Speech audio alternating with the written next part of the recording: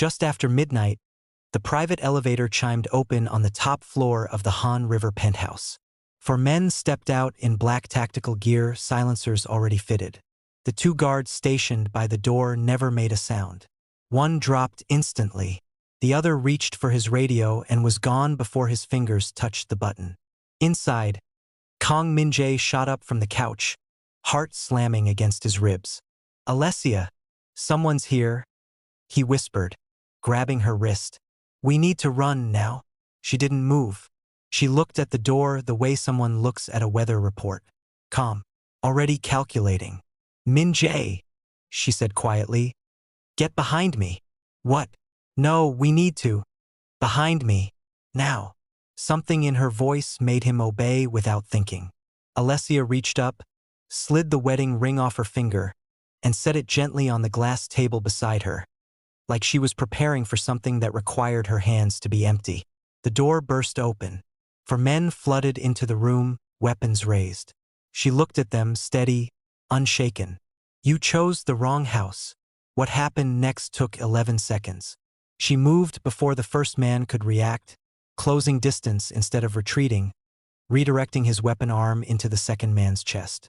Elbow, a twist, a controlled fall that ended with a man unconscious before he hit the floor. The third lunged and she used his own momentum against him, flipping him over her shoulder into the marble table. The fourth fired once. The bullet tore through a curtain nowhere near her before she closed the gap and ended it. Silence. Min-Jae stood frozen, staring at his wife standing among four unconscious men in their living room, breathing evenly, like she just finished a light workout. "Alessia," he said, voice shaking. What was that?" She didn't answer right away. Police sirens rose from the street below. By morning, the story was everywhere.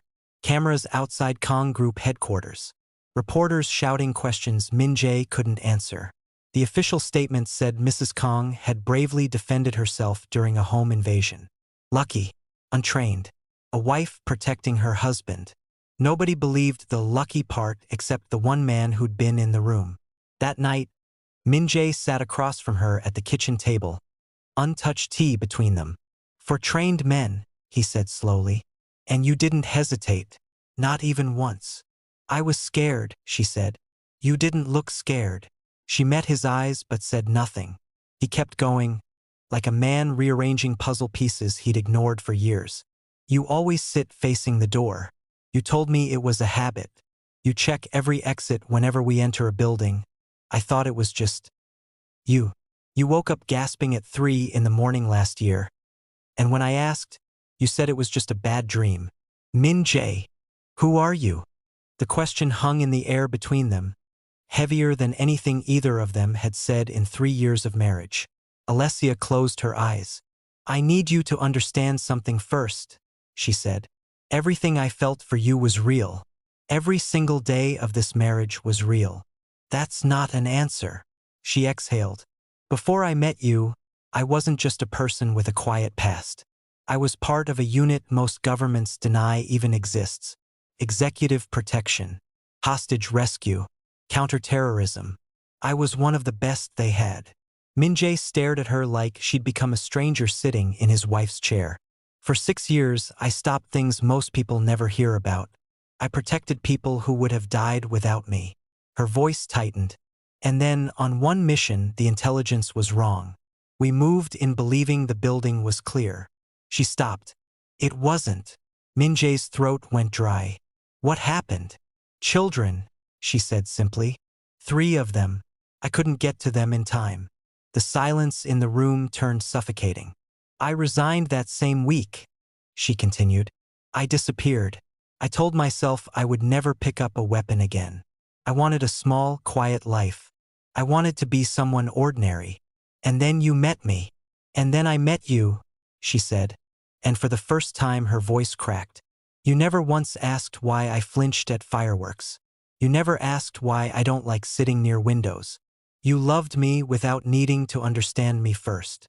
Min-Jae reached across the table but stopped just short of her hand. "I need to know something," he said. "Was last night the end of it?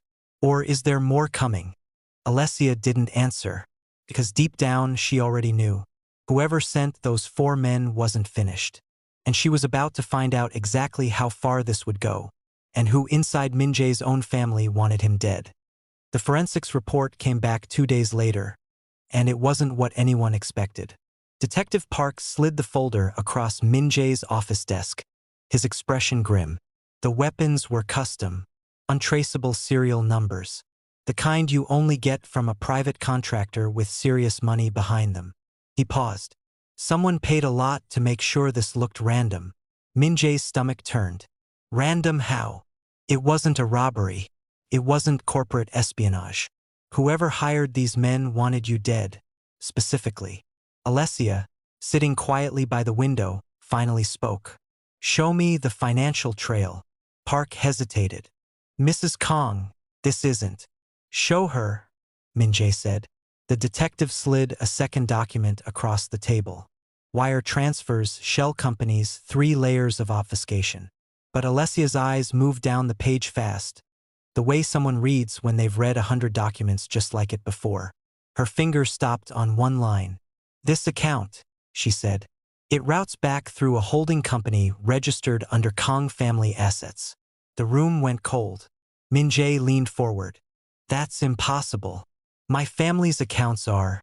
Not your accounts, Alessia said quietly. Your uncle's.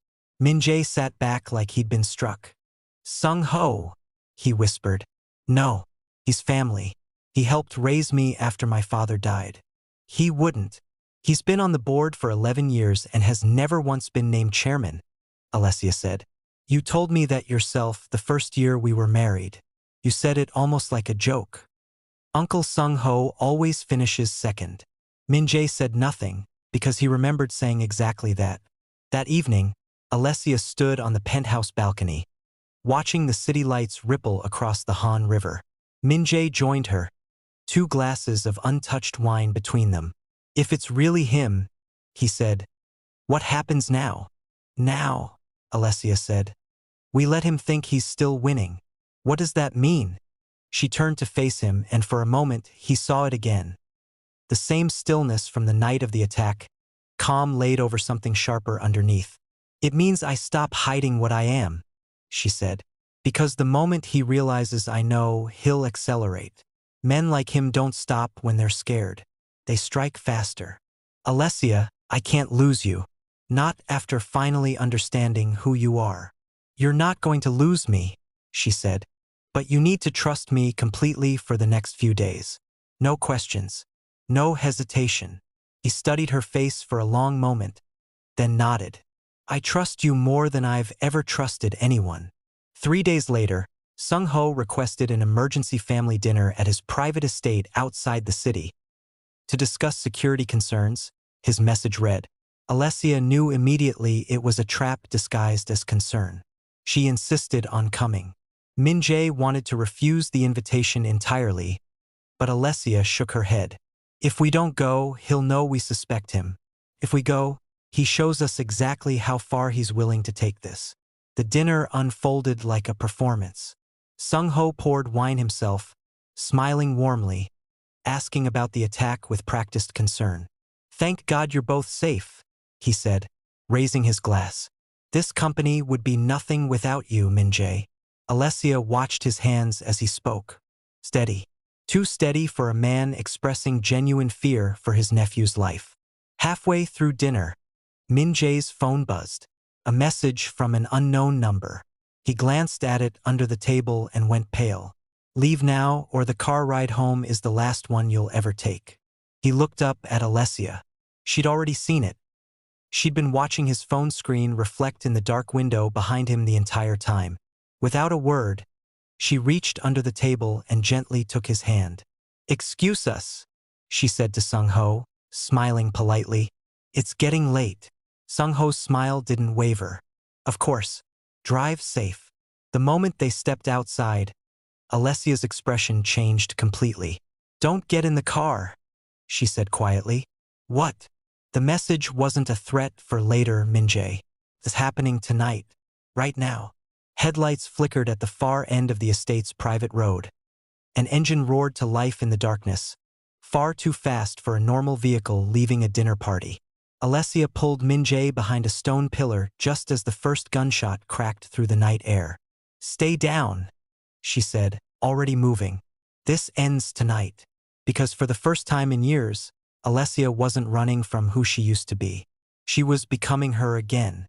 The gunfire tore through the dark, sparks skipping off the stone pillar as Min-Jae pressed himself flat against it. "Alessia, stay down," she said again, already moving low along the wall, eyes scanning the tree line. Two shooters, one near the gate, one repositioning east. "How do you even know that?" "Muzzle flash pattern. Focus on staying alive. I'll handle the rest." She moved like the years of quiet domestic life had never happened, silent, fast, deliberate. A third gunshot shattered a window behind them. Min-Jae flinched. Alessia didn't. Within minutes, both shooters were disarmed and unconscious, zip-tied with cords she'd pulled from her own jacket. She crouched beside one, checking his jacket, and found a burner phone with a single number saved. She dialed it. Sung-ho picked up on the second ring, clearly expecting a different voice. "Is it done?" he asked. Silence. "Alessia, you should have hired better men," she said quietly. The line went dead. 20 minutes later, Alessia and Min-Jae stood in the estate's private security office, watching Sung-ho's own surveillance system, the one he'd installed years ago to protect the family, quietly recording every word from the dinner table earlier that night, footage now being cross-referenced with the phone call, the wire transfers, and testimony from the two men currently sitting handcuffed on his lawn. "He filmed his own dinner," Min-Jae said numbly, "for years, and it's about to be the thing that ends him." Detective Park arrived within the hour, along with a full unit. Sung-ho didn't run. He stood in his driveway in his tailored coat, calm, almost amused, as officers approached. "You have no real proof," he told Min-Jae as they led him to the car. "Just theories, assumptions." Alessia stepped forward. "We have your own men," she said. "Your own account. Your own recorded voice on that call 10 minutes ago." She paused. "You didn't lose to theories, Chairman Kang. You lost because you underestimated the wrong woman." For the first time, Sung-ho's composure cracked. "You're supposed to be nothing," he said. "A quiet foreign wife. Decoration." "I was," Alessia said, "until you made me remember what I used to be." He said nothing else as they placed him in the back of the police car. The story broke by morning. Kang Group chairman's own uncle behind a failed assassination attempt, foiled by his nephew's wife.